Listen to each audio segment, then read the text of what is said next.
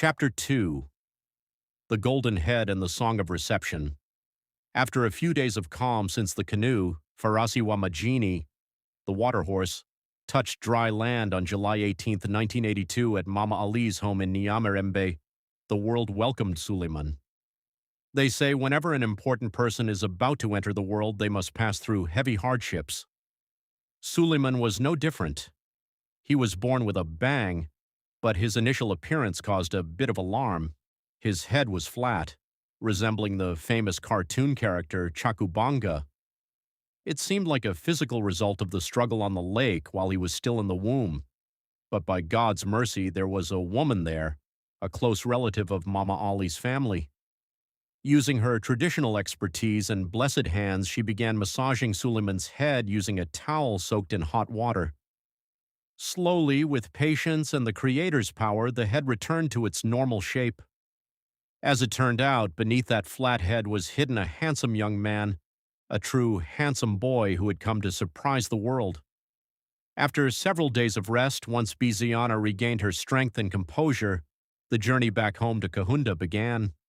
The village reception was one of a kind. They were received with jubilation because Mazi Muhammad Suleiman's family had brought a new hoe, a new hand for labor / a new son, to the village. One of the happiest people was Mazi Malakioni. He was a unique man whose job was to deliver water to the house every day. Mazi Malakioni had one habit known to everyone. After finishing his water-fetching tasks, he liked to cool his throat with his unique drink called Sharbati Mwaleka. Once he downed that drink, his joyful voice could be heard singing with delight, celebrating the arrival of Suleiman. It was a true celebration, with the praises of Sharbati Mwaleka and the songs of Mzi Malikioni dominating the skies of Kahunda. Chapter 3. Omani Roots and the Vibrance of Kahunda. To truly understand the blood that flows through Suleiman's veins, you must look across the Red Sea to the land of Oman. Mzi Muhammad Suleiman, alongside his younger brother Mzi Ali Suleiman, made a decision that would change their lives forever.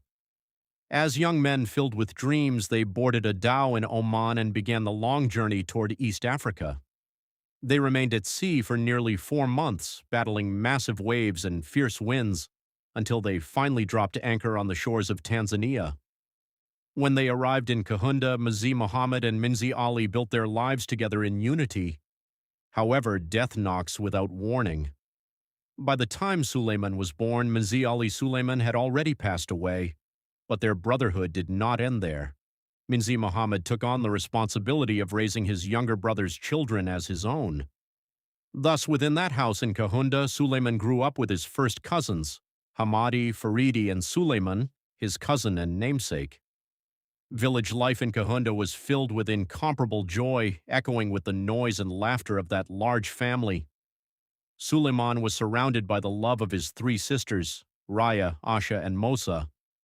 As an added blessing, 2 years after Suleiman was born, his younger sister Zuwaina arrived. The beauty of this family was most evident in their unity with the children from another mother's side, Bisafia, popularly known as Mama Rashid. Here Suleiman gained older brothers and sisters, the twins Rashid and Salem, their sister Kidheya, and brother Aboud, a diehard Yanga fan who loved football more than anything. The household was never without a guest who felt like family, Zolo Buya. A close friend of brother Salam, Zolo Buya was a constant presence in that home, playing football long before he became a star for Toto Africans in Mwanza City. However, when Suleiman turned 3, the winds of change blew.